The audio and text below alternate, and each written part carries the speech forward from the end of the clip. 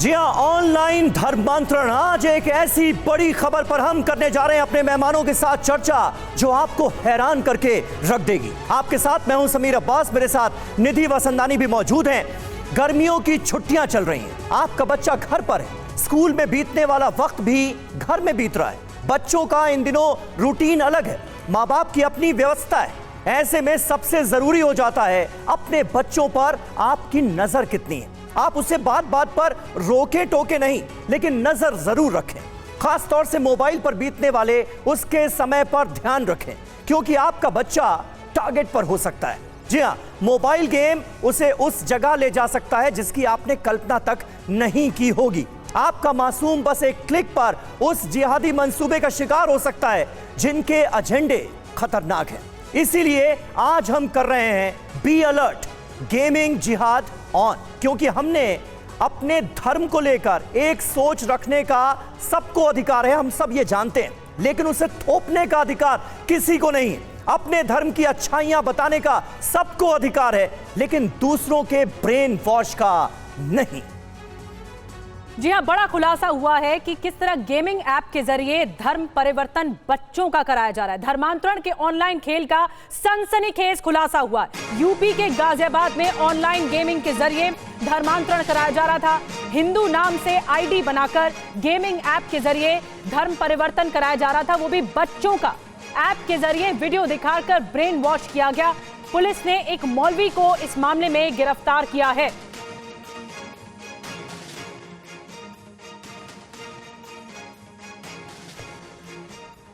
तो देखिए, ये बड़ा खुलासा हुआ है। पुलिस भी अब इस पूरे मामले की जांच कर रही है, गिरफ्तारियां भी शुरू हो गई हैं। आइए अब आपको यूपी के गाजियाबाद में पकड़े गए इस गेमिंग जिहाद की पूरी कार्यप्रणाली समझाते हैं। आखिर ये होता कैसे था गेमिंग जिहाद, जिसका हमने नाम दिया फोर्टनाइट नाम का गेम, जिसका इस्तेमाल किया जा रहा था, ये जरिया बनाया गया। मुस्लिम युवकों की हिंदू नाम से आईडी बनाई गई, यानी जो लड़के इस गेम को खेल रहे थे उनमें से कुछ मुस्लिम थे, लेकिन उन्होंने हिंदू नाम रखा और उससे वो ये गेम खेलते थे। गेमर्स को कुरान पढ़ने का टास्क दिया गया। जीतने के लिए आयतें पढ़ना जरूरी है। यह कहा गया कि अगर तुम कुरान की आयत पढ़ोगे तो इस गेम में तुम जीत जाओगे।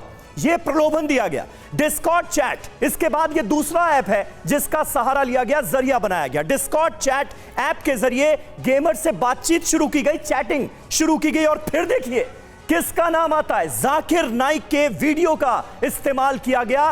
कुछ लड़कों को जाकिर नाइक के जिहादी वीडियोस भेजे गए, तारिक जमील के वीडियो भी दिखाए गए। वीडियो के जरिए ब्रेन वॉश और धर्मांतरण करने की कोशिश की गई, और ये करने में वो कामयाब भी रहे। ये उससे भी ज्यादा हैरत की बात नजर आती है। आइए अब आपको बताते हैं कि गाजियाबाद के इस गेमिंग जिहाद का खुलासा आखिर कैसे हुआ। आरोप, लड़के का ब्रेन वॉश करके मुस्लिम बनाया गया, और डॉक्टर पिता ने, यानी जिस लड़के को मुस्लिम बनाया गया, जिसे नमाज पढ़ने को कहा गया, उसके डॉक्टर पिता ने बेटे के व्यवहार में बदलाव देखे। जाहिर है किसी भी पिता को शक होगा अगर उनका बेटा कुछ अलग करने लगेगा। ऐसा ही हुआ। पूछने पर बेटा बार बार बातों को टाल देता था, सीधा जवाब नहीं देता था, इसलिए उनका शक और बढ़ा। बच्चा दिन में कई कई बार घर से बाहर जाता था, क्या करने ये बताता नहीं था। पिता के सवाल करने पर जिम का बहाना बनाता था कि मैं जिम जा रहा हूं। पिता को शक हुआ तो उन्होंने बेटे का पीछा किया, और फिर पाया क्या, ये देखिए। पिता ने बेटे को मस्जिद में नमाज के लिए जाते देखा तो वो हैरान रह गए कि ये कैसे हो रहा है, क्योंकि वो एक हिंदू परिवार से ताल्लुक रखता था और नमाज पढ़ने के लिए मस्जिद में जा रहा था, तो शक हुआ। हमारे साथ तमाम खास मेहमान इस वक्त मौजूद हैं, उनसे आपका तारुफ करा दें। डॉक्टर कपिल कक्कड़ मनोवैज्ञानिक हैं, आज हमारी इस चर्चा का वो खास हिस्सा हैं। प्रोफेसर गीतिका वशिष्ठ, साइबर एक्सपर्ट, भी आज हमारे साथ मौजूद हैं, क्योंकि दो गेमिंग ऐप का सहारा लिया गया है धर्मांतरण के लिए। विजय शंकर तिवारी जी हमारे साथ मौजूद हैं, राष्ट्रीय प्रवक्ता हैं विश्व हिंदू परिषद के, और मेहरुद्दीन रंगरेज साहब हमारे साथ मौजूद हैं, इस्लामिक स्कॉलर हैं, और निपुण अग्रवाल हमारे साथ इस वक्त जुड़ रहे हैं, गाजियाबाद के डीसीपी, जो कि इस पूरे केस की जांच कर रहे हैं। निपुण जी, सबसे पहले मैं आपके पास आऊंगा, इरादा क्या नजर आया आपको, क्योंकि दो गेमिंग ऐप्स का सहारा लिया गया है। इस गेमिंग ऐप के जरिए तो तमाम बच्चे एंटरटेनमेंट करते हैं, इस गेम का पार्ट बनते हैं, लेकिन इस गेम के जरिए वो लोग जो धर्मांतरण की साजिश में जुटे हुए थे, उनका एग्जैक्ट मोटिव अभी तक की तफ्तीश में क्या मिला आपको?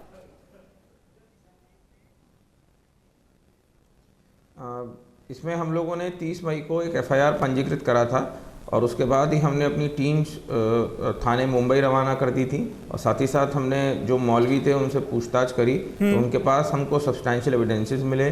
उनको पूरी जानकारी थी कि यहाँ पे एक जैन नाबालिग बच्चा और एक हिंदू नाबालिग बच्चा आके मस्जिद में नमाज अदा करता है और वो 1 साल से इनके संपर्क में थे। इनको पूरी जानकारी थी। इनफैक्ट इन्होंने दबाव देके उनसे एफिडेविट भी साइन करवा लिया था कि इन्होंने अपनी स्वेच्छा से करा है। तो इसमें पूरा इनका मैलिफाइड इंटेंशन लग रहा है और उसके बाद इनको हमने अरेस्ट करके जुडिशियल कस्टडी में भेजा गया है। निपुण जी, इसमें आप कह रहे हैं सब्सटैंशियल एविडेंस मिले, सबूत क्या मिले? हमको इनका जितने भी व्हाट्सएप की चैट है, इनके कॉल डेटा रिकॉर्ड्स हैं, सबको हमने इंटरलिंक कर लिया है। फिजिकल एविडेंसेस के नाम पे हमको एक एफिडेविट मिला है जो कि आबू धाबी में जब ये पूरा मामला लाइमलाइट में आ रहा था तब 12 मई को दबाव देके जो नाबालिग हिंदू लड़का है उनसे एफिडेविट साइन कराए हैं। हमारे पास वीडियो रिकॉर्डिंग्स हैं, कन्फेशन स्टेटमेंट्स हैं। तो हम लोगों ने सारे साक्ष्य संकलन करके ये मैटर इसमें आगे इन्वेस्टिगेशन। कितने लोग गिरफ्तार हुए? कितने लोग गिरफ्तार हुए? एक मौलवी गिरफ्तार किया है,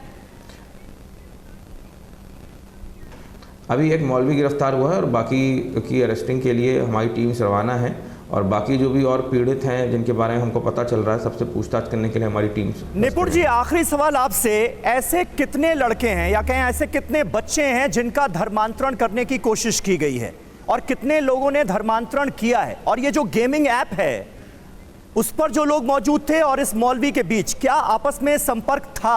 यानी ये एक ही ग्रुप का, एक ही गैंग का हिस्सा थे, ये कहा जा सकता है क्या? अभी 4 पीड़ितों की बात हम लोग को पता लगी है, जिसमें कि एक हिंदू और एक जैन नाबालिग लड़के गाजियाबाद के रहने वाले हैं, एक चंडीगढ़ का नाबालिग लड़का है और एक फरीदाबाद के नाबालिग लड़के हैं। तो सभी से पूछताछ जारी है और ये सभी बच्चे ऑनलाइन इस फोर्टनाइट और डिस्कॉर्ड मोबाइल एप्लीकेशन पे थे और उसके बाद इन लोगों को जब प्रेरित करा गया उसके बाद इन लोगों ने अपनी नियरेस्ट मस्जिदों में जाके नमाज पढ़ने लगी और जो मौलवी साहब है जिनको पुलिस ने गिरफ्तार करा है वो भी इन सबके संपर्क में थे। ठीक है निपुण जी, बहुत बहुत धन्यवाद ये बताने के लिए कि किस तरह से ये आखिर ये जो ये गिरोह है वो सक्रिय है और इस तरह बच्चों को टारगेट किया जा रहा है। हमारे साथ खास मेहमान बने हुए हैं स्टूडियो में। इस वक्त हमारे साथ डॉक्टर कपिल मौजूद हैं, साइकोलॉजिस्ट। हमारे साथ प्रोफेसर गीतिका वशिष्ठ मौजूद हैं, आप साइबर एक्सपर्ट हैं, और विजय शंकर तिवारी वीएचपी के स्पोक्स पर्सन और मेहरुद्दीन रंगरेज मुस्लिम स्कॉलर के तौर पर मौजूद हैं। प्रोफेसर गीतिका, मैं सबसे पहले आपके पास आ रही हूं क्योंकि आप साइबर एक्सपर्ट हैं। ये जो खेल चल रहा है ये कैसे ये गिरोह एक्टिवेट होता है और कैसे मोबाइल पर, क्योंकि बच्चे आजकल मोबाइल देख रहे हैं, घर पर मौजूद हैं, तो मोबाइल पर कैसे ये टारगेट किया जाता है बच्चों को? ओके, सो जब से ये इंटरनेट की दुनिया में हमने कदम रखा है तब से सारे किसी भी देश के किसी भी कोने में आप हों, आप मल्टीप्लेयर गेम्स ऑनलाइन खेल सकते हैं जिससे कोई भी किसी भी दुनिया में किसी भी जगह से एक ही गेम में कनेक्ट कर सकते हैं। पर अब इसमें cyber bullying and cyber harassment जैसे केसेस बहुत देखने में सामने आ रहे हैं। तो उसमें क्या होता है कि बहुत सारा चैट में, बिकॉज बहुत लोग खेल रहे हैं, कहाँ से कौन है हमें नहीं पता, कहीं से भी कोई भी साइबर बुलिंग का आपका बच्चा शिकार हो सकता है। फिशिंग के केसेस सामने आते हैं जिसमें बहुत सेंसिटिव इंफॉर्मेशन और हम कह सकते हैं पर्सनली आइडेंटिफाइबल इंफॉर्मेशन बच्चा लीक कर सकता है, बिकॉज उसको इतनी अवेयरनेस नहीं है, इतनी नॉलेज नहीं है कि उसे क्या बात शेयर करनी है, क्या बात नहीं शेयर करनी है।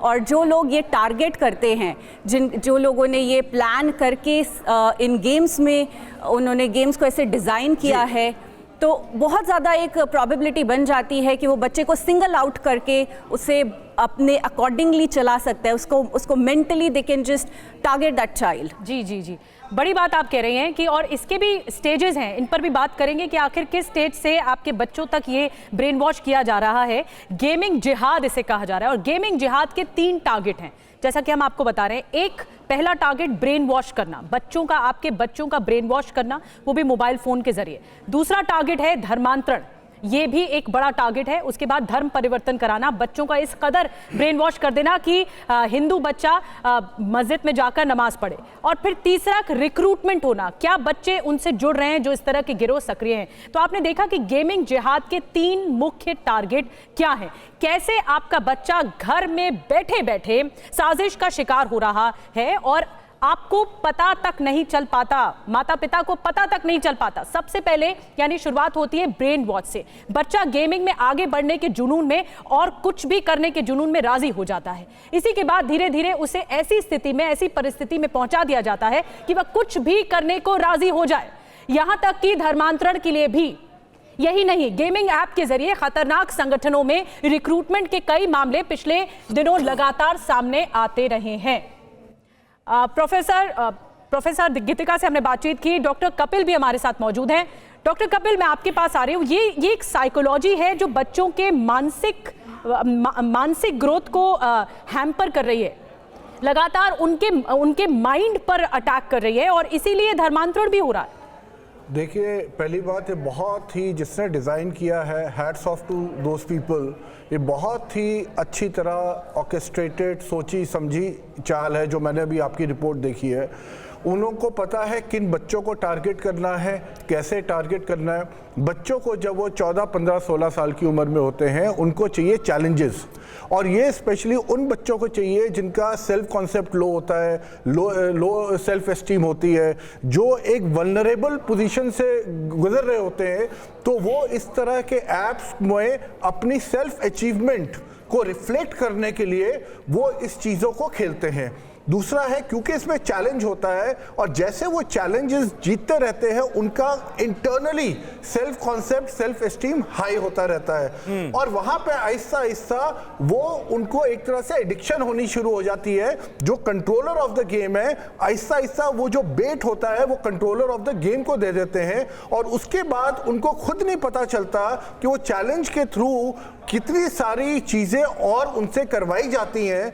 यहाँ आप बिल्कुल, कम से कम की बात कर रहे हैं। कुछ टाइम पहले तो बच्चों ने अपनी जान तक गंवाई है। बिल्कुल, लेकिन ये सोच कैसी है? इस सोच पर भी प्रहार जरूरी है क्या?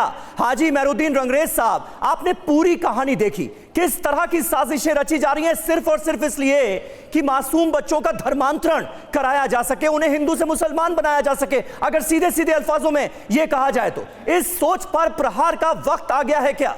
और यह कैसी सोच है जो ये चीजें हमें लगातार देखने को मिल रही हैं? कौन से ऐसे लोग हैं जो बढ़ावा दे रहे हैं इसे? देखिए समीर साहब, एक तो मैं ये जो बार बार आप जो जिहाद का इस्तेमाल कर रहे अल्फाज का, ये तो बिल्कुल ही, एक तो मैं इसकी मुखालफत करता हूँ पहली बात तो। दूसरी बात जो ये आपने बताया है, जो पूरी रिपोर्ट है, देखिए ये कानून का मामला है और सरकार जो हमारे कानून है वो से उन्हें सजा देगा। मगर एक दुकान तो चल रही मोहल्ले में, गली गली मोहल्लों में जो हिंदू संगठनों की दुकान चल रही, जो मुसलमानों को हिंदू बनाने का काम कर रहे हैं, उन पर तो कोई कार्रवाई नहीं हो रही। ये क्योंकि जब कोई दूसरे समाज के लोग करते हैं ऐसा, तो कुछ लोग उस दूसरे समाज में भी ऐसे होते हैं जो कि ऐसा काम करते हैं।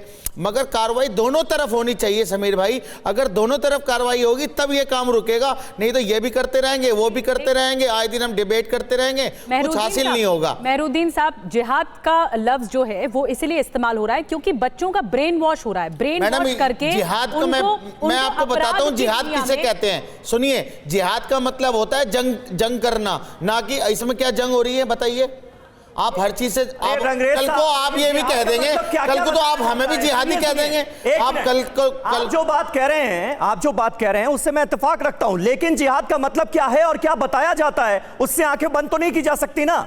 यहां पर आप उस मौलवी का कितना बड़ा रोल मानते हैं जिस मस्जिद में ये बच्चे नमाज पढ़ने जा रहे थे, जैन बच्चा था, हिंदू बच्चा था, और उसके धर्मांतरण की साजिशें वहां पर रची गई। आपने हलाल जिहाद बता दिया, हिजाब जिहाद बता दिया, अब यूपीएससी जिहाद बता दिया।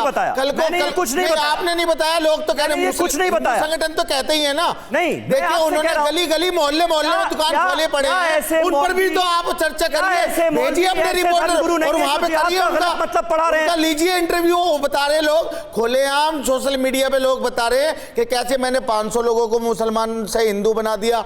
ऐसे बहुत सारे लोग हैं जो शायद आप नहीं देख रहे उन्हें।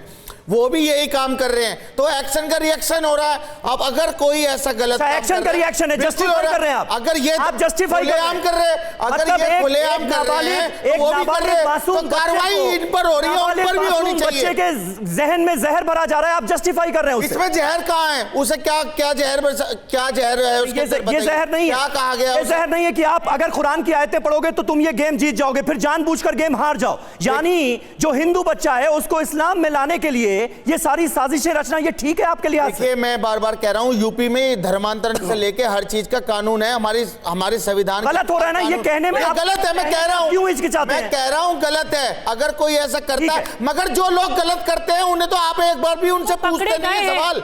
आप हमसे सवाल सारे पूछ लेंगे। विजय शंकर जी, विजय शंकर जी ठीक है, गली गली विजय शंकर जी वो कह रहे हैं कि उस तरफ भी तो हो रहा है, इनकी दुकानें कब बंद होंगी? ठीक है, आपकी बात हम समझ गए, आप कह रहे हैं गलत है लेकिन उस तरफ भी तो हो रहा है। विजय जी जवाब देंगे। देखो समीर जी, आपने कहा ये सोच कौन सी है? हाँ। ये सोच वो है कि 1400 साल पहले जिनके 5 गांव नहीं थे, आज उनके 56 देश हैं। और 1400 साल पहले जो भारत हिंदू देश था, आज भी वही है, आगे नहीं बढ़ा है। अगर उस सोच पर भारत चल रहा होता तो दुनिया के सारे देश आज हिंदू होते और इसी विचार को अपना रहे होते। तो इस सोच के अनुसार, जैसा आपने कहा कि अधिक से अधिक दुनिया में जनसंख्या जिसकी होगी वही दुनिया में राज्य करेगा, ये इस्लाम की सोच है। उसके लिए रास्ता जो कुछ भी अपनाना पड़े।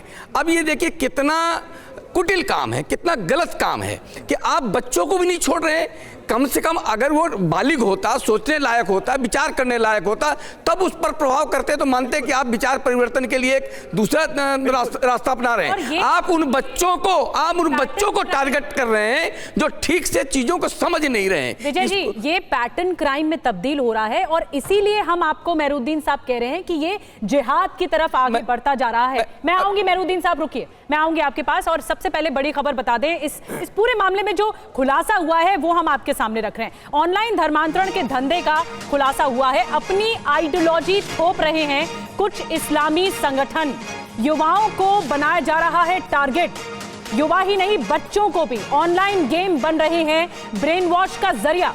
तकनीक का हो रहा है इस काम में इस्तेमाल, यानी अंधेरे की दुनिया में जो साइबर क्राइम होता है उसका इस्तेमाल हो रहा है बच्चों को टारगेट करने के लिए। और आइए अब आपको समझाते हैं कि वीडियो गेम का पूरा जिहादी इकोसिस्टम आखिर क्या है। ये जरा समझिए कि कैसे इस वीडियो गेम का इस्तेमाल किया जा रहा है। ये देखिए, इनमें चैट का इस्तेमाल किया जाता है। ठीक है हाजी साहब, आप अपनी बात कहिएगा जब आपके पास आऊंगा, लेकिन मैसेजिंग की सुविधा वाले ये ऐप हैं। और ऐसा नहीं है कि इन ऐप्स को डिजाइन इसलिए किया गया है कि इनके जरिए कोई धर्मांतरण कराया जा सके, ऐसा नहीं है। कुछ लोग इस ऐप का गलत इस्तेमाल कर रहे हैं, इन्हीं के जरिए प्रोपेगेंडा फैलाने का काम किया जाता है, युवाओं का ब्रेन वॉश करने का काम किया जाता है। टारगेट अचीव करने के लिए तरह तरह के लालच दिए जाते हैं और लालच के जरिए धर्मांतरण कराया जाता है। अब इस तरह से धर्मांतरण क्या इस्लाम में जायज है किसी भी नजरिए से? इस सवाल का जवाब दीजिएगा हाजी साहब, मैं आऊंगा आपके पास। लालच के जरिए धर्मांतरण का यह पूरा इकोसिस्टम आपने देखा। आइए समझते हैं कि गेमिंग जिहाद में लगे एलिमेंट्स ने कैसे ऑनलाइन कंपनियों को इसका जरिया बनाया है। यह देखिए, फेसबुक और गूगल जैसी कंपनियों ने पहल की इसके लिए। इन कंपनियों ने कई जहरीले कंटेंट अपने प्लेटफॉर्म से हटाए। चरमपंथी समूहों ने संवाद का नया जरिया ढूंढा। एक जरिया बंद किया जाता है, दूसरा शुरू हो जाता है। ऑनलाइन गेमिंग अब इनका नया हथियार नजर आ रहा है। कम से कम अब तक की पुलिस की तफ्तीश तो यही कहती है। ऑनलाइन गेमिंग के जरिए रेडिकलाइजेशन करने की कोशिश की जा रही है। यह हम सबके लिए चिंता का सबब क्यों है? क्योंकि 97% 97% male teenagers video game खेलते हैं। यह हकीकत है। 83% फीमेल टीनेजर्स वीडियो गेम खेलते हैं। ऐसे में यह कितना महत्वपूर्ण हो जाता है कि न सिर्फ इस रैकेट का खुलासा किया जाए बल्कि उस सोच पर भी प्रहार किया जाए। हाजी साहब, एक छोटा सा सवाल आपसे, ये इस्लाम में सरासर नाजायज है। इस्लामी धर्मगुरु जो हैं वो आगे बढ़कर क्या ये बात कहेंगे और इस सोच पर प्रहार करेंगे जिसका जिक्र विजय जी ने भी अभी किया? देखिए, मैं बार बार कह रहा हूं, अगर कोई किसी को लालच दे के धर्मांतरण कराता है, ये जो हमारे जो कुरान कहती है वो उसको मना करती है कि नहीं करवाना चाहिए किसी का धर्मांतरण। मगर ये जो बार बार बात आप जिहाद की बात ले आते हैं इसमें, तो जो विजय शंकर जी ने दुकानें खुलवा रखी हैं गली गली मोहल्ले मोहल्लों में, तो वो कौन सा जिहाद है? उसे भी आप जिहाद कहिए। अभी तो जो दुकानें खुली नजर आ रही हैं उस पर बोलिए ना। जो मुसलमान जो दुकानें खुली नजर आ रही हैं जिनकी सच्चाई हमने बयां की उस पर भी तो बोलिए। तो हिंदू बना दिया गया, वो भी तो जिहाद है। मगर उस जगह पर आकर आप जिहाद नहीं लिखते। मगर कोई मुसलमान से कोई मान लो ये अपराध है, आप इसे अपराध कहिए। अरे भाई, बच्चों का ब्रेन वॉश थोड़ी करेंगे, बच्चों का ब्रेन वॉश थोड़ी करेंगे। ये तो बालिग ही तय करेगा ना कि उसे किस धर्म में जाना है। जिहाद का मतलब जिहाद होता क्या है? नहीं, ये तो कोई बालिग ही तय करेगा ना कि उसे किस धर्म में जाना है। बच्चों का ब्रेन वॉश थोड़ी करेंगे। अपराध है, अगर किसी ने अपराध किया और पुलिस की थ्योरी हमेशा सच्ची नहीं होती। विजय जी इसीलिए इस सोच पर कोर्ट में सजा इस सोच पर प्रहार की जरूरत है। थ्योरी में ज्यादा विश्वास पुलिस की। विजय जी थ्योरी में तो विजय जी की बात कंप्लीट नहीं हुई थी। ठीक है, हो गया। विजय जी की बात कंप्लीट नहीं हुई थी। विजय जी, इसीलिए मैं कह रहा हूं कि सोच पर प्रहार की जरूरत है ना। ये कैसे होगा फिर?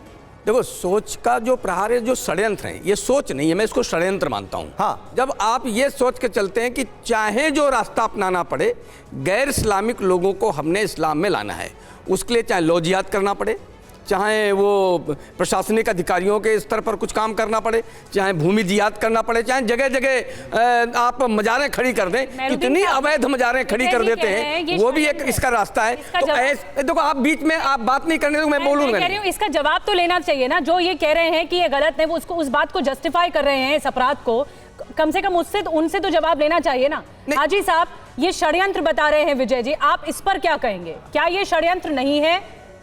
देखिए, एक केस आ जाने से पूरा आप जो है पूरा आपने डीसीपी को सुना, आपने पूरी कहानी रच दी। आपने गाजियाबाद आपके चैनल ने पूरी कहानी रच दी इस पर कि भाई कैसे जिहाद हो रहा है, गेमिंग जिहाद हो रहा है। अरे एक दो केसेस आ जाते हैं तो उसे पूरे सारे समाज से जोड़ के नहीं देखा जा सकता। आपने डीसीपी अगर कोई बच्चा ने अगर ऐसा कर दिया और किसी व्यक्ति ने उसे जोड़ देकर करवाया तो उसके खिलाफ कानून कार्रवाई करेगी, वो जेल चले जाएगा।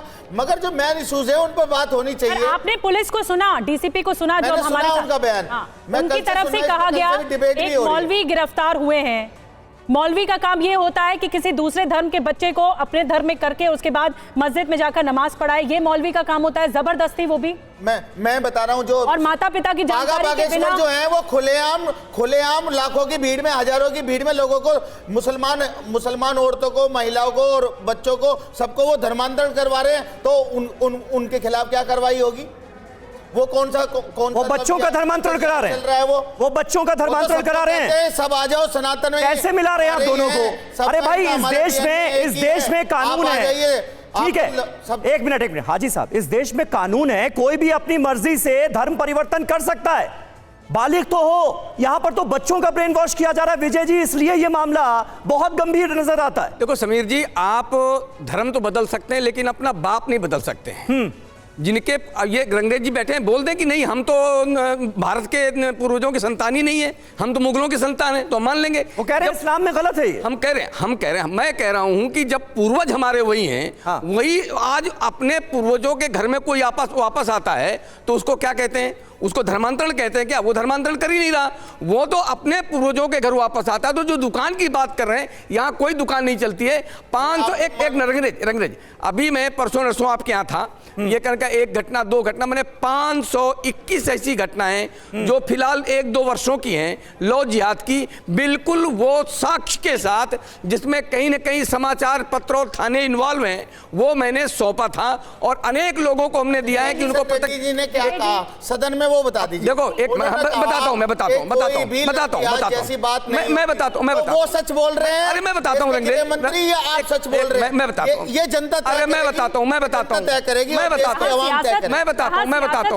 हूं। मत रखिए हाजी साहब और विजय जी, सियासत की गुंजाइश नहीं, जो एक चिंताजनक बात। देखो मैं ये रेड्डी जी के उस बयान को लेके घूम रहे हैं। एक मिनट रुक जाइए, हमारे साथ मनोवैज्ञानिक भी हैं, साइकोलॉजिस्ट भी हैं, वो भी बता रहे हैं कि किस तरह से उन्होंने खुद ने रिसर्च की है। वो बता रहे हैं कि समाज में कैसे फैल रहा है। डॉक्टर कपिल, आप बताइए, ये बताइए दर्शकों को और विजय जी को। चीजें मैं बताना चाहूंगा। एक तो 2 wrongs don't make a right, ये जो हो रहा है ये बिल्कुल गलत हो रहा है। और चाहे वो डीके, वो जो आपके भागेश्वर जी है जिनको मैं डीके बुलाता हूँ, वो भी जो कर रहे हैं, I don't have any faith in him. ठीक है। दूसरी चीज है कि जो डीके भाई साहब कर रहे हैं वो खुले मंच पे कर रहे हैं, वो लोगों को ओपनली बता रहे हैं। ये वाली चीज़ है इसके अंदर, जैसे आपने बताया, वो हिंदू नाम लेके उसके बाद बच्चों को फंसा रहे हैं और वो कर रहे हैं, वो अलग चीज़ हो जाती है। तो यहाँ पे जो मोटिव है वो बहुत अल्टीरियर है। दूसरा, इन्होंने जो जिहाद की बात करी, मुझे जो लगता है एज ए साइकोलॉजिस्ट, इनकी जिहाद की डेफिनेशन अलग हो सकती है उस आदमी से जिसने इस पूरे चीज़ को डिज़ाइन करवाया, वो जो मौलवी था, और उसकी जो जिहाद की डेफिनेशन है और जिन बच्चों से वो ये सब करवा रहा है, उनकी शायद जिहाद की डेफिनेशन अलग हो सकती है। तो इनकी जिहाद की डेफिनेशन और उनकी जिहाद की डेफिनेशन में भी एक तरह से गैप हो सकता है, क्योंकि अदरवाइज कोई ऐसा क्यों करेगा। मैं आपको एक छोटा सा एग्जांपल बताता हूं। जी जी। In mid 80s when I was a teenager, right, I must have been 15-16 year old, उस टाइम मिशनरीज का बहुत था। तो एक बारी मिशनरीज मुझे लेके गए और उन्होंने पहले 2, 4, 5 दिन मेरे बहुत अच्छी तरह प्यार से बात किया। मैं सोचता था हम ये काम करते हैं, मैं बड़ा खुश। मैंने कहा यार ऐसे बड़े अच्छे लोग हैं। 6, 7वें दिन वो मुझे कहते हैं कि आप क्रिश्चियनिटी के अंदर कन्वर्ट हो जाए। मैंने कहा यार तुम 6 दिन से तुम ये अच्छा काम कर रहे हो, मैं तुम्हारे साथ हूँ। जब मैं आई मस्ट हैव बीन 15-16, मैंने कहा पर why should I convert into Christianity. पर वो वाली चीज देखिए, वो वाली चीज आपका इंटरनेट का दौर नहीं था। वहां पे आई वॉकड आउट। बट यहाँ पे एक ट्रैप है। ट्रैप क्या है? रीइंफोर्समेंट का। अगर वो आप नहीं जाओगे, आपको मैसेजेस से आपको बात वापस यही बुलाया है सारी जाएगा कि यहाँ पर एक ट्रैप नजर आ रहा है, यहाँ पर एक कॉन्स्पिरेसी नजर आ रही है। डॉक्टर गीतिका, इस ट्रैप से कैसे बचाया जाए? क्योंकि बच्चे कभी पेरेंट्स की सुनते हैं, कभी नहीं सुनते। हमेशा पेरेंट्स साथ में नहीं होते हैं बच्चे की कि वो देख पाएं कि वो बच्चा कौन से ऐप पर है, किससे चैट कर रहा है। बचा कैसे जाए इस ट्रैप से? देखिए, सबसे पहले तो बच्चे से हमें बहुत फ्रेंडली होना पड़ेगा इन सब से। जैसे हम कहते हैं prevention is better than cure. तो पहले ही हम बच्चे को सारे जो भी थ्रेट्स हैं वो उनसे अवेयर करा सकते हैं। जैसे हम ब्लू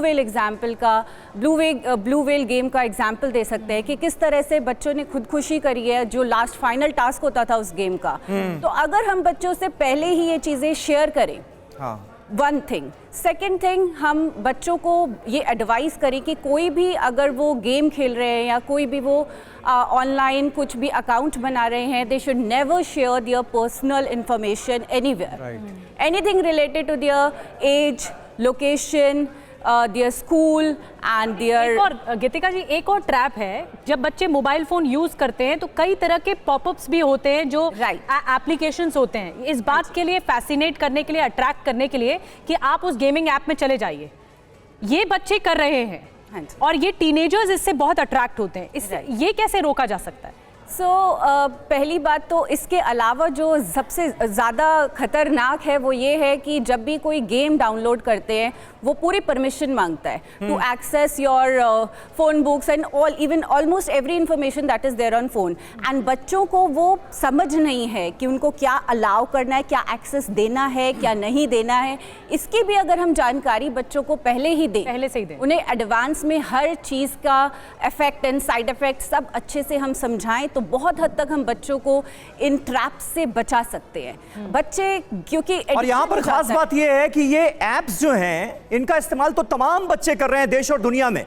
ये इसी धर्मांतरण के लिए इसका इस्तेमाल नहीं हो रहा है, लेकिन ये कुछ लोग थे, कुछ गिरोह हैं जो कि इसका इस्तेमाल धर्मांतरण के लिए कर रहे हैं। रंगरेज साहब, लेकिन यहां पर सवाल यह भी तो खड़ा होता है ना कि मतलब किसी को इस्लाम में लाने के लिए किस हद तक जाया जा सकता है और क्या इसकी इस्लाम इजाजत देता है? इस्लाम में ये सरासर गलत है, ये क्यों नहीं बताया जा रहा है, क्यों नहीं सिखाया जा रहा है? और अगर ऐसा है तो फिर हो क्यों रहा है ऐसा? समीर भाई, आपने इनसे तो नहीं पूछा कि हिंदू धर्म में भी कहा जाता है कि नहीं कि आप जो है मुसलमान को हिंदू बना दो? इनसे तो आपने ये सवाल नहीं किया, मेरे से तो कर रहे हैं आप। मैं कह रहा हूँ बार बार के गलत है, गलत है, गलत है, मगर इनसे भी तो पूछिए। खुलेआम दुकानें खोले बैठे मोहल्ले और गलियों में, हिंदू धर्म की दुकानें खोल के कह रहे मुसलमानों को कि हिंदू कन्वर्ट हो जाओ।